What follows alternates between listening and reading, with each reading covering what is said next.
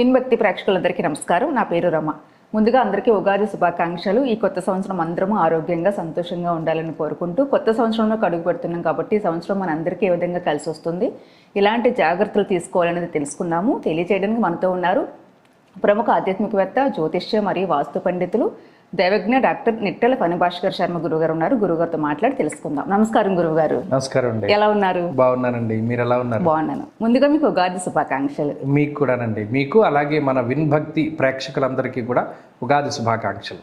ఈ సంవత్సరం పేరు గురుగారు దేనితో స్టార్ట్ అవుతుంది? ఈ సంవత్సరం పేరు పరాభవనామ సంవత్సరము. పరాభవనామ సంవత్సరంలో రాజులు పరాభవులవుతారు అని చెప్పి శాస్త్రంలో చెప్పబడి ఉన్నది. అంటే మీకు ఆ పేరును బట్టే వచ్చేస్తుంది. క్రోధి, అలాగే విశ్వావసు, పరాభవ, ఇవన్నీ ఏంటి అంటే ఒక్కొక్క సంవత్సరానికి ఒక్కొక్క ప్రాముఖ్యత ఉంటుంది.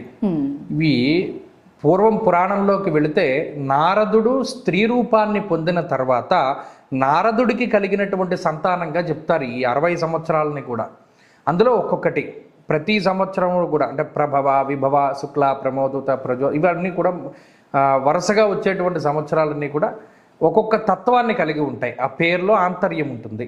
అలాగే ఈ సంవత్సరం పరాభవ. పరాభవ అంటే అందరికీ పరాభవం కాదు, పరిపాలించేటువంటి రాజులకి పరాభవం అని చెప్పి చెప్పడం జరిగింది. గ్రహస్థితి మరి ఎలా ఉండబోతుంది గురువుగారు? ఈ సంవత్సరంలో ప్రత్యేకించి గురుడు 3 రాశుల్లో సంచారం చేస్తారు. ఏకస్మిన్ వత్సరే జీవే రాశి త్రయముపాగతే. అంటే ఏదైనా ఒక సంవత్సరంలో గనక గురుడు 3 రాశుల్లో సంచారం చేస్తే, ప్రత్యేకించి ఈ సంవత్సరంలో ఏమవుతుంది, మిథునంలో గురుడు ఉంటారు. సంవత్సరం ప్రారంభం అంటే మార్చి 19 దగ్గర నుండి జూన్ 2 వరకు మిథునంలో గురుడు. జూన్ 2 దగ్గర నుండి అక్టోబర్ 30 వరకు కర్కాటకంలో గురువు. అక్టోబర్ 30 నుండి సింహంలోకి గురుడు వెళుతున్నారు. దీన్ని ఒకే సంవత్సరంలో ఏకస్మిన్ వత్సరే జీవే రాశి త్రయముపాగతే, 3 రాశుల్లో సంచరించడం అనేటువంటిది ఒక రకమైనటువంటి దేశారిష్ట యోగంగా చెప్పారు. ఈ దేశారిష్ట యోగాల్లో ఏమవుతాయి, ఒకేసారి ధరలు పెరిగిపోవడము, ఒకేసారి పతనం అయిపోతూ ఉండడము, ఒకేసారి ఏదైనా ఉద్రిక్త వాతావరణం ఏర్పడము, ఒకేసారి చల్లబడిపోతూ ఉండడం, ఇలా ఎక్స్ట్రీమ్కి వెళ్ళడం, వెనక్కి వచ్చేయడం, ఎక్స్ట్రీమ్కి వెళ్ళడం, వెనక్కి వచ్చేయడం, ఇటువంటివి చాలా ఎక్కువగా ఉంటాయి అని చెప్పడం జరిగింది. అలాగే శనేశ్వరుడు ఈ సంవత్సరం మొత్తము కూడా మీనంలోనే ఉన్నారు. పెద్ద మార్పు ఏమిలా, ఆయన వక్రించినా లేకపోతే అతిచారంలో ఉన్నా మీనంలోనే ఉంటారు కాబట్టి ఇబ్బంది లేదు. రాహువు మారబోతూ ఉన్నారు. రాహువు కుంభం నుండి డిసెంబర్ నెలలో 8వ తారీఖున మకరంలోకి వస్తారు. మకర రాశిలో ఉండేటువంటి రాహువు మంచివారే కాబట్టి ఈ సంవత్సరంలో ఈ దీర్ఘ సంచార గ్రహాలను బట్టే మనం ఫలితాన్ని అంచనా వేస్తాం. అలాగే ఏ రాశుల వారికి ఏ విధంగా ఉంటుందో కూడా తెలుసుకుందాం. తప్పకుండా గురుగారు, ఉగాది తర్వాత ఈ కొత్త సంవత్సరం అంతా మీన రాశి వారికి ఎలా ఉంటుంది, ఎటువంటి జాగ్రత్తలు తీసుకోవాలి? మీనరాశి వారికి ఈ సంవత్సరంలో పరాభవనామ సంవత్సరంలో ఆదాయం 14, వ్యయం 11, రాజ్యపూజ్యం 7, అవమానం 2. అలాగే ఈ సంవత్సరంలో కొన్ని అద్భుతమైనటువంటి విషయాలు ఈ రాశి వారికి ఉన్నాయి. ఎందుకంటే పంచగ్రహ కూటములు, లేకపోతేనేమో ఏలినాటి శని, ఇటువంటి వాటి వల్ల బాగా ఇబ్బంది పడ్డటువంటి రాశుల్లో మీనం చాలా టాప్ మోస్ట్లో ఉన్నారు. మరి ఈ సంవత్సరంలో 2 దీర్ఘ సంచార గ్రహాలు ప్రతికూలించేటువంటి స్థానాన్ని వదిలిపెట్టి అనుకూలమైనటువంటి స్థానంలోకి వెళుతున్నారు. అవి ఏంటో మనం క్షుణ్ణంగా తెలుసుకుందాం. ముఖ్యంగా ఈ సంవత్సరంలో మీనరాశి వారికి జూన్ 2వ తారీఖు వరకు అర్ధాష్టమ గురుడు అంటే చతుర్థ స్థానమందు గురుడు రజతమూర్తి, తదుపరి పంచమ స్థానంలో తామ్రమూర్తిగా సంచారం చేస్తారు. అలాగే ఈ శనేశ్వరుడు ఈ సంవత్సరం మొత్తం ఏలినాటి శని రూపంలో జన్మరాశిలో సువర్ణమూర్తిగా సంచారం చేస్తారు. రాహుకేతువులు డిసెంబర్ 8వ తారీఖు వరకు 12, 6వ స్థానాల యందు లోహమూర్తులు, ఆ తదుపరి 11, 5వ స్థానంలో రజతమూర్తులుగా సంచరిస్తారు. ఇక్కడ గమనించండి, గురుబలం పెరుగుతోంది. ప్రధానంగా ఈ సంవత్సరంలో రాహు యొక్క పీడ పోతూ ఉన్నది. ఎందుకు అలా మాట్లాడవలసి వస్తుంది అంటే 3 సంవత్సరాలుగా రాహు యొక్క పీడని అనుభవిస్తూ ఉన్నటువంటి రాశి మీనరాశి. రాహు ఎప్పుడైతే అక్కడ ఉన్నారో చంద్రగ్రహణం పట్టినా, సూర్యగ్రహణం పట్టినా అది రాహుగ్రస్తం అయితే మీనరాశి వాళ్ళకి బాగా ఎఫెక్టివ్. లేదు, రాహు యొక్క జన్మరాశి స్థితి, 12వ రాశి స్థితి, సమస్తం మనం ఎప్పటి నుండో సంపాదించినటువంటి డబ్బంతా పట్టుకుని పోతాడు రాహు. ఎలాగోలా పోతుంది, ట్రేడింగ్లో పోతుంది, స్పెక్యులేషన్లో పోతుంది, లేకపోతే బెట్టింగ్లో పోతుంది, ఎక్కడైనా పెట్టుబడి పెడితే పోతుంది, ఎవరికైనా నమ్మి డబ్బు ఇస్తే పోతుంది, స్ట్రక్ అయిపోతుంది, అసలు రాదా డబ్బు. ఆర్థికంగా ఎంత దెబ్బ కొట్టాలో అంత దెబ్బ కొడుతుంది రాహు. దానికి తోడు ఏలినాటి శని, దానికి తోడు గురువు బలం లేకపోవడం 2.5 సంవత్సరాలుగా. అంటే గత 3 ఏళ్లుగా మీనరాశి వారు చూడనటువంటి నరకం అన్నటువంటిది ఏదీ లేదు, అంత దారుణంగా ఉన్నది.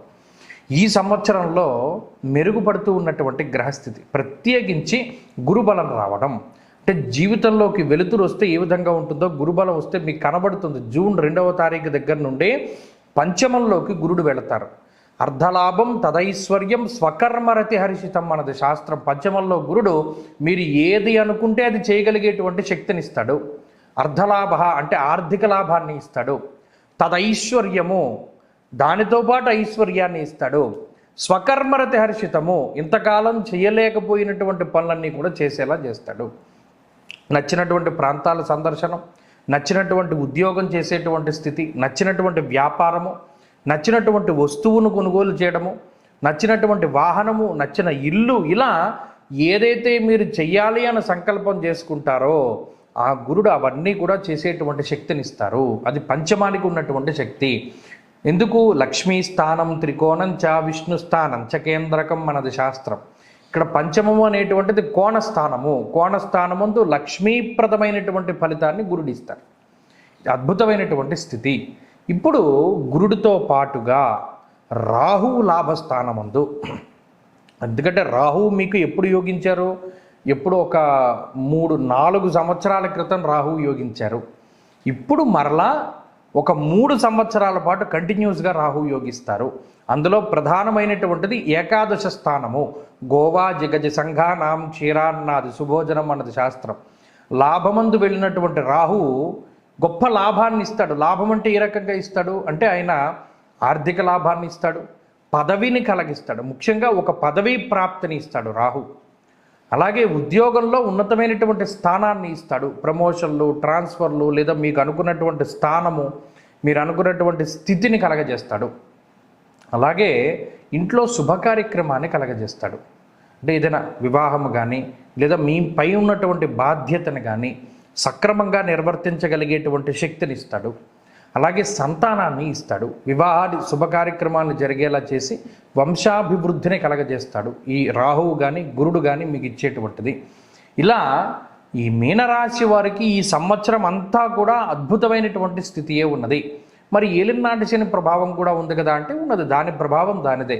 జన్మ రాశిలో ఉండేటువంటి శనేశ్వరుడు తేజోహానిర్ మతిర్ భ్రంశో మనఃపీడా భయంతదా, మానసిక భయానికి బద్ధకానికి ప్రధానంగా, అలాగే శుచి శుభ్రత పాటించినటువంటి స్థితి. అంటే వాడు కనీసం దేవుడికి దండం కూడా పెట్టడు, దేవుడి దగ్గర దీపారాధన చేయరు, పొద్దున్నే స్నానం చేయరు, స్నానం చేయకుండా అస్నాన భోజనం అన్నాడు. స్నానం చేయకుండా భోజనాన్ని చేస్తారు, స్నానం చేయకుండా టిఫిన్ తింటారు, స్నానం చేయకుండా అన్ని పనులు చేస్తారు. బద్ధకం, మాసిపోయినటువంటి వస్త్రాలు, అంటే నిన్న వేసుకున్న చొక్కాయి వాళ్ళు కూడా వేసుకుంటారు. ఇలా కొంత మాలిన్యాన్ని, కొంత అపరిశుభ్రాన్ని కలిగి ఉంటారు. అది శనేశ్వరుని యొక్క స్థితి. ఏదేమైనప్పటికీ ఈ సంవత్సరంలో గత సంవత్సరంతో పోల్చుకుంటే గురుడు బలంగా ఉన్నారు, రాహు బలంగా ఉన్నారు. దీనికి తోడు జాతకంలో ఉండేటువంటి దశాంతర్దశలో కూడా యోగిస్తే మరింత శుభ ఫలితాన్ని పొందగలుగుతారు. కాబట్టి మీనరాశి వారికి ఈ పరాభవనామ సంవత్సరం అద్భుతమైనటువంటి ఫలితాన్ని ఇవ్వబోతూ ఉన్నది. మరి మీనరాశి వారికి సంవత్సరం ఇంకా కలిసి రావాలంటే ఏదైనా పరిహారం? ఈ సంవత్సరంలో శని యొక్క దోషాన్ని తొలగించుకుంటే చాలు. అందుకని ఈ సంవత్సరంలో ఎప్పుడైనా శని త్రయోదశులు వస్తే చక్కగా శని త్రయోదశి వ్రతాలని ఆచరించండి. అంటే శని త్రయోదశి రోజున శనేశ్వరుడికి తైలాభిషేకము, అర్చన, అభిషేకము, హోమము, జపము, తర్పణము ఇటువంటివన్నీ కూడా చెయ్యొచ్చు.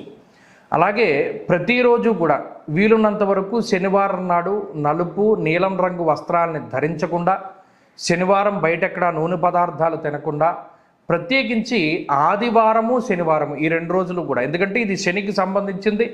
ఆదివారం నాడు శనేశ్వరుడి తండ్రికి అంటే రవికి సంబంధించినటువంటిది. ఆదివారం నాడు మధ్యమాంసములు భుజించకూడదు. ప్రతిరోజు ఆదిత్య హృదయ స్తోత్రం పారాయణ చెయ్యాలి. శనివారం నాడు, ఆదివారం నాడు నాన్ వెజ్ మానేయాలి. ప్రత్యేకించి చెప్పులు వేసుకోవడం కూడా శని ఆదివారాలు మానేస్తే శని ప్రభావం నుండి బయటపడతారు. ఈ శనివారం ఆదివారం ఎంత నిష్టగా ఉండి ఎంత ఇంట్లో భోజనం చేస్తూ మద్య మాంసాలు భుజించకుండా ఉండగలిగితే చక్కగా ఈ శని యొక్క అనుకూలత మీకు కలుగుతుంది.